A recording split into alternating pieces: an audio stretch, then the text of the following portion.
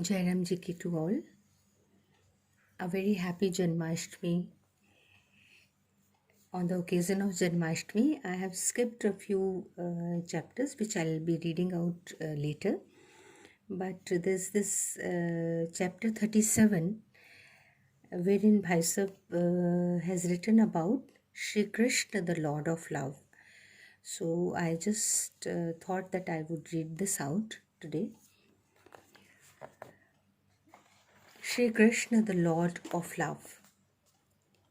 Bhaisab writes, any scriptural source that introduces the reader to Sri Krishna will reveal that Sri Krishna is God himself, even as Christ and Muhammad are respectively the Son and Messenger of God according to their scriptures.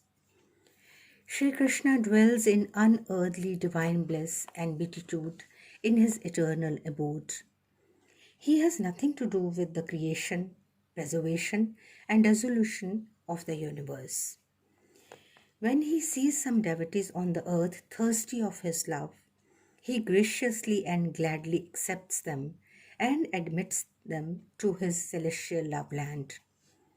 They share the bliss with him together with the others already there. His antics and pranks, his playful activities, dance and music, funfair and frolics, feasts and festivals with them are the way of life in the divine abode. The rarest of the rare people thirst for his love. After spiritual practice of innumerable births, they got their last birth in Vrindavan as gopis. For them, Lord Krishna appears on the earth and after making them capable to live with him, takes them all to his eternal abode. Last, the Lord of Love and Life appeared in Vrindavan near Mathura. As was the scheme already, he took the contemporary gopis with him to his eternal abode. These gopis are an example of those who yearn like them to commune with the Lord for all the eons and ages to come. Anyone walking their way will become his welcome companion. Many intellectuals and in all their wisdom think and think loud that Lord Krishna loved milkmaids in violation of all ethics and that he later married their damsels.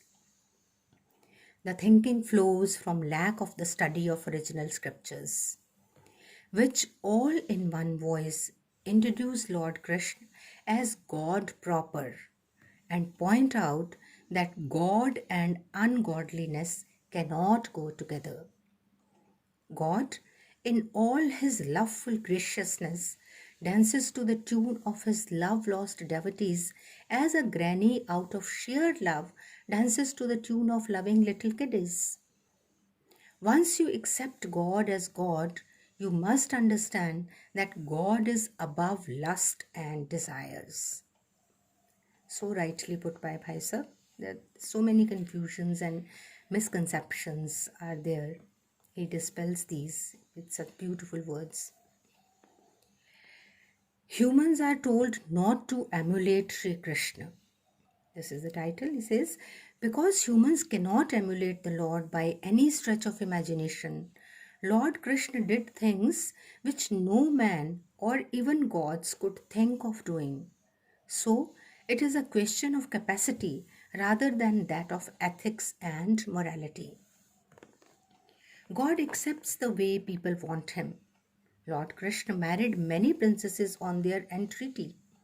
He assumed a form each for each one of them.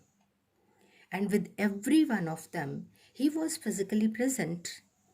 He vived the particular spouse alone.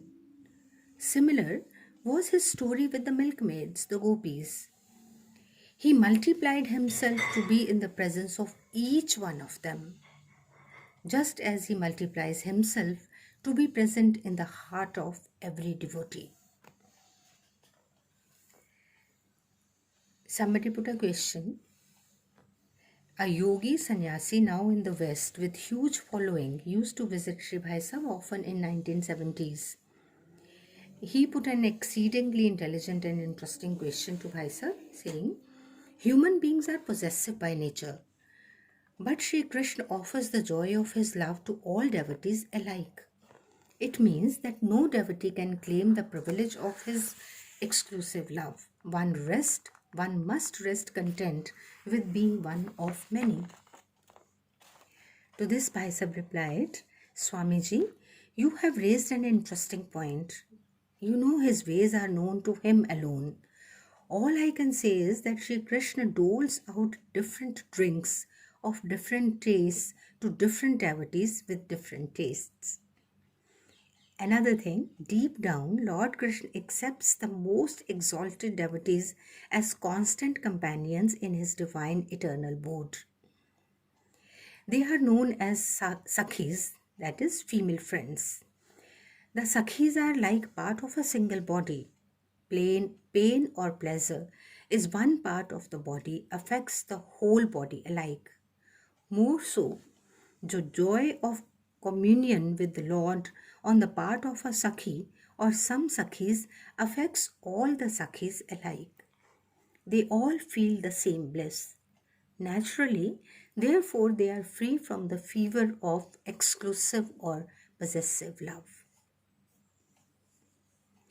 God Himself loves those devotees who wish only to serve Him and want nothing for themselves, who pass through tests of fire and readily resign themselves to His will, who stay in the world unaffected by its inevitable pains and pleasures, like the space in the chimney and not like its walls blackened by smoke, and those who do not just remember Him but miss Him on all occasions as much as without occasion, with fire of separation burning their heart and sucking their blood.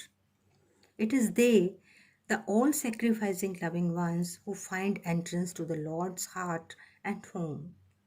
Them He inducts in the circle of His loved ones. Become they His constant companions. May we grow this love for Him. Thank you so much, Bhai Sahib. Jai Ram Ji ki to all. A very happy Janmashtami.